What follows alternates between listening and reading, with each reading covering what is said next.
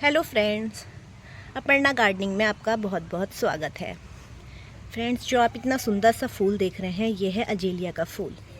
ये एक permanent flowering plant है जो आपके साल भर ब्लूमिंग पे रहता है।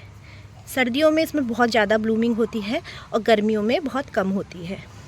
गर्मियों में थोड़ी इसकी केयर की ज़रूरत होती है और सर्दियों में आप इसको धूप में भी रख सकते हैं, बहुत ज़्यादा फ्लावरिंग देता है। कुछ दिन पहले ही इस प्लांट को मैंने रिपोर्ट किया है। इसकी सॉइल भी बिल्कुल डिफरेंट बनाई जाती है और प्लांट की अपेक्षा। तो आज इस वीडियो में हम इसी प्लांट के बारे में बात करने वाले हैं। इस पूरी वीडियो में मैं आपको इसके बारे में एक एक पॉइंट के बारे में सब बताऊंगी। इसको परचेज़ करने से लेके इसकी रिपोर्टिंग तक सारे टॉपिक पे हम एक एक करके बात करेंगे। तो देखिए, ये मेरा एक अजेलिया का प्लांट है। तो ऐसे ही मैंने एक छोटा सा प्लांट भी ख़रीदा है अजेलिया का। ये है वो प्लांट। तो ये मेरा अजेलिया का प्लांट है जो कुछ दिन पहले ही मैंने नर्सरी से ख़रीदा था। तो नर्सरी से जब आप प्लांट ख़रीदते हैं तो उसको तुरंत रिपोर्ट नहीं करना है, थोड़े दिन अपने घर में रखना है ताकि आपके घर के एटमॉस्फेयर में सरवाइव कर सके। क्योंकि अजेलिया का जो प्लांट होता है, ये एक ठंडे प्लेस का प्लांट है। ये ज़्यादा गर्मी बर्दाश्त नहीं कर सकता। इसकी जो पत्तियाँ होती हैं सनबर्न के कारण, ये देखिए सनबर्न हो गया है इसमें। मैंने इसको बहुत धूप में रख दिया था तो सनबर्न के कारण इसकी पत्तियाँ जल गई हैं। तो गर्मियों में इसकी बहुत केयर की ज़रूरत होती है और इसकी सॉइल भी बिल्कुल डिफरेंट बनाई जाती है। तो सबसे पहले आपको पता होना चाहिए कि आपको जब आप अजेलिया का प्लांट नर्सरी से ख़रीदना चाहें तो आप कैसा प्लांट खरीदें, यानी आपको पता होना चाहिए इसकी क्वालिटी कैसी है। तो सबसे पहले जब भी आप अजेलिया का प्लांट खरीदें तो वो कम हाइट का नहीं होना चाहिए। कम से कम ये देखिए 3 से 4 इंच से ऊपर का होना चाहिए। इसकी जो हाइट है कम से कम आपके हाथ के जो एक बाली से ऊपर की होनी चाहिए और उसमें बहुत सारी मल्टीपल ब्रांचेस होनी चाहिए। कभी आप देखेंगे कि सिंगल ब्रांच वाला एक प्लांट है तो आप वो ख़रीद के तो ले आते हैं, लेकिन कुछ दिनों में वो आपके घर सूख जाता है क्योंकि हाल ही में वो आपका जो प्लांट है वो नर्सरी वालों ने रिपोर्ट किया होता है और नया प्लांट होता है तो ज़्यादा दिन आपके घर रुक नहीं पाता, तो उसकी वजह से वो ख़राब हो जाता है। इसलिए जब भी आप प्लांट ख़रीदें तो बहुत सारी मल्टीपल ब्रांचेस वाला ख़रीदें और थोड़ी हाइट का ख़रीदें। ये प्लांट बहुत कॉस्टली होता है, इसलिए आप सोचते होंगे कि छोटा प्लांट खरीदने में हमें सस्ता मिल जाएगा, लेकिन छोटा प्लांट आप सस्ता तो ख़रीद लेंगे लेकिन कुछ दिन में आपके घर वो ख़राब हो जाएगा। इसलिए आप थोड़े से पैसों के लिए ऐसी गलती कभी ना करें। थोड़ा सा हाइट वाला प्लांट ख़रीदें और मल्टीपल ब्रांचेस वाला ख़रीदें। दूसरा टॉपिक ये है कि आपको कैसे पता चलेगा कि आपका प्लांट हेल्दी है कि नहीं है। क्योंकि जो अजेलिया प्लांट होता है, इसकी जो रूट होती हैं बहुत ही महीन महीन होती हैं, तो इसकी जो सॉइल होती है वो भी बहुत हल्की बनाई जाती है। तो आप कोई भी प्लांट हो उसको हाथ में उठा के देखिए, ये प्लांट हल्का होना चाहिए, ज़्यादा वेट का नहीं होना चाहिए। क्योंकि नर्सरी वाले क्या करते हैं, इस प्लांट को ये बेचने के लिए ये हिले डुले ना करके इसमें मिट्टी में इसको रिपोर्ट करके रख देते हैं और सेल कर देते हैं, और आप ऐसे ही घर ले आते हैं और उसको रिपोर्ट कर देते हैं। तो इसलिए हमेशा आपको कोई ऐसा प्लांट लेना चाहिए जो कोकोपीट या लीफ मोड में लगा हो, यानी जिसकी सॉइल बहुत हल्की हो। इसकी जो रूट्स होती हैं बहुत ही रेशेदार होती हैं, इसलिए इसकी जो सॉइल होती है वो भी बहुत हल्की बनाई जाती है ताकि इसकी रूट्स को फैलने के लिए जगह मिले। अगर आप इसको मिट्टी में लगा देंगे तो इसकी जो मिट्टी है वो बहुत टाइट हो जाएगी और उसको फैलने के लिए कम जगह मिलेगी, इसलिए इसकी सॉइल बहुत हल्की बनाई जाती है। तो इस प्लांट को आप जब भी लेके आएँ तो इन्हीं 2 बातों का आपको ध्यान रखना है ख़रीदने से पहले। फिर आप इसको अपने घर ला के थोड़े दिन ऐसे एरिया में रख दीजिए जहाँ हल्की धूप आती हो, ज़्यादा धूप में नहीं रखना है। क्योंकि जो नर्सरी वाले होते हैं वो ज़्यादातर पॉली हाउस में रखते हैं इन प्लांट को ताकि वो आराम से एटमॉस्फेयर में सेट हो जाए, लेकिन हमारे घर का एटमॉस्फेयर और पॉली हाउस का एटमॉस्फेयर बिल्कुल डिफरेंट होता है। इसलिए इसको थोड़ा सेमी शेडेड एरिया में रखना है, हल्की फुल्की धूप मिले, ज़्यादा धूप ना मिले। शुरू में हमें 1-2 हफ्ते इसको ऐसे ही रखना है। फिर उसके बाद आता है रिपोर्टिंग करने का टाइम।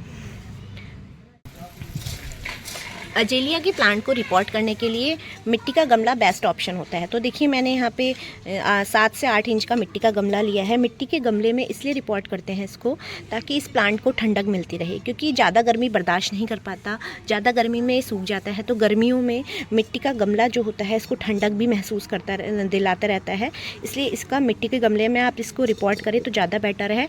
अगर आप चाहें तो इसे शैलो शेप यानी चपटे गमले में भी रिपोर्ट कर सकते हैं। अब नेक्स्ट स्टेप है आपका इसका रिपोर्टिंग करने का। तो रिपोर्टिंग करने के लिए जो इसकी सॉइल है बहुत ही हल्की बनाई जाती है।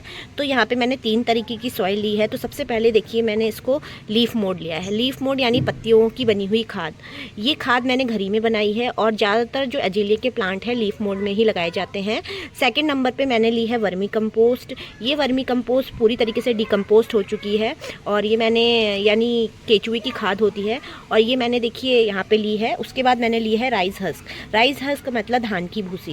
इसमें बहुत ज़्यादा माइक्रोन्यूट्रिएंट होते हैं जो प्लांट को बहुत ज़्यादा न्यूट्रिशन भी देते हैं और धीरे धीरे मिट्टी में डिज़ोल्व होते रहते हैं और ये बहुत ही हल्की खाद होती है। तो इन तीनों के जो ये मेरी तीनों सॉइल हैं इनको हम आपस में मिक्स कर लेंगे और इसी सॉइल से हम इसकी रिपोर्टिंग करने वाले हैं। तो इसको अच्छी तरह मिक्स कर लेते हैं। तो देखिए यहाँ पे मैंने इसको अच्छी तरीके से मिक्स कर लिया है। ये बहुत ही अच्छी सॉइल होती है। आप चाहें तो इसको लीफ मोड में, केवल लीफ मोड में भी लगा सकते हैं। लीफ मोड भी इसका बहुत ही अच्छा ऑप्शन होता है, लेकिन लीफ मोड थोड़ी कॉस्टली आती है और मेरे पास अभी ज़्यादा थी भी नहीं, इसलिए मैंने तीनों को मिला के इसकी सॉइल बनाई है। तो देखिए सॉइल इसकी कितनी हल्की है। तो ये सॉइल, इसी सॉइल में हम इसको रिपोर्ट करने वाले हैं। तो चलिए इस प्लांट को इससे निकालते हैं और इसको रिपोर्ट करते हैं। तो सबसे पहले हम इसको इसके ग्रोइंग बैग से निकालेंगे। जड़ को बिना डिस्टर्ब करे हुए इस तरीके से इसको निकालना है। देखिए बहुत ही हल्की सॉइल होती है इसलिए बिखर भी सकती है, इसलिए बिना जड़ को छेड़े हुए हमें इसको निकालना है। अगर ये मिट्टी में लगा हुआ है, अगर ये प्लांट आपका ग्रोइंग बैग में मिट्टी में लगा है तभी आप इसकी मिट्टी को हटाएंगे, लेकिन ये देखिए मेरा सिंपल ये लीफ मोड में ही लगा है, बहुत ही हल्की हाथ थी, तो इसलिए मैं इसकी जड़ को ज़्यादा छेड़ूंगी नहीं। देखिए इसकी जड़ पूरे में फैल चुकी है, नीचे से भी नज़र आ रही है। तो इसको बिना छेड़े मैं इस प्लांट को रिपोर्ट करूँगी। तो मैंने जो सॉइल बनाई है इसको पहले मैं गमले में भर लेती हूँ। इस प्लांट को ज़्यादा दबा के नहीं लगाते हैं। इसकी जो ये चीज़ होती है जहाँ से इसकी रूट बननी स्टार्ट होती है, इसको थोड़ा मिट्टी से ऊपर ही रखना होता है, ज़्यादा अंदर तक दबाना नहीं होता है। तो देखिए मैंने इसको इस तरीके से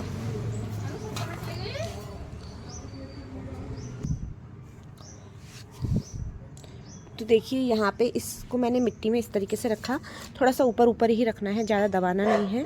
और फिर इसको इस तरीके से देखिए मिट्टी को डाल के हाथों से उसको पुश शुरू करेंगे, क्योंकि ये बहुत हल्की सॉइल होती है, ऊपर ही रहेगी।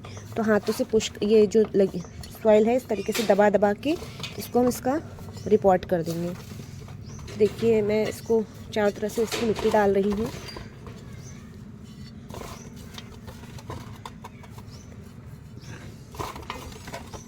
तो इसकी जो रूट है, ये जहाँ से रूट स्टार्ट हो रही है इसको ऊपर ही रखना है, बहुत अंदर तक नहीं दबाते हैं इस प्लांट को। तो इसी तरीके से इसको रिपोर्ट करना है। देखिए पूरी मैंने इसको रिपोर्ट कर दिया है। थोड़ी सी गमले में जगह रखी है 1 इंच तक, क्योंकि हम जब इसमें पानी डालेंगे तो थोड़ा सा ये मिट्टी बैठेगी। वैसे मैंने इसको बहुत हाथ से दबा लिया है, ज़्यादा अंदर तक ये दबेगी नहीं, ऊपर ही ऊपर। ये देखिए थोड़ा सा और सॉइल डाल दी है। तो इस तरीके से इसको रिपोर्ट करना है। ये देखिए पूरा मैंने इसको रिपोर्ट कर लिया है इस तरीके से। इसी तरीके से आपको रिपोर्ट करना है और थोड़ा सा इसमें पानी दे देना है चारों तरफ। थोड़ा सा इसमें पानी दे दिया। तो आप कभी भी अजेलिया का प्लांट खरीदे तो इसी तरीके से रिपोर्ट करिए। तो इस वीडियो में मैंने आपको step by step azalea plant के बारे में लगभग ज़्यादातर इन्फॉर्मेशन बता दी है। तो फ्रेंड्स अपने अजेलिया प्लांट को इसी तरीके से रिपोर्ट करिए, इसमें बहुत ही अच्छी फ्लावरिंग आएगी। ये मेरा थोड़ा लाइट पर्पल शेड का है, वो मेरा पीच कलर का था। तो दोनों के फ्लावर जो है बिल्कुल डिफरेंट हैं, कलर के जो कलर है वो बिल्कुल डिफरेंट है। और ये जो था ये मल्टी पेटल है और ये मेरा सिंगल पेटल का है। और इसमें देखिए नई नई कलियाँ भी बननी स्टार्ट हो गई हैं, ये देखिए। तो इसलिए मैंने इसको टाइम पे रिपोर्ट कर लिया। तो इसी तरीके से आप इसको रिपोर्ट करिए और इसको थोड़ा सेमी शेडेड एरिया में रखना है 1-2 दिन, उसके बाद ही आपको हल्की सी धूप में रखना है। मौसम चेंज हो चुका है इसलिए इसको अभी ज़्यादा धूप में रखने की ज़रूरत नहीं है, वरना इसकी जो पत्तियां हैं इसमें सनबर्न हो जाएगा।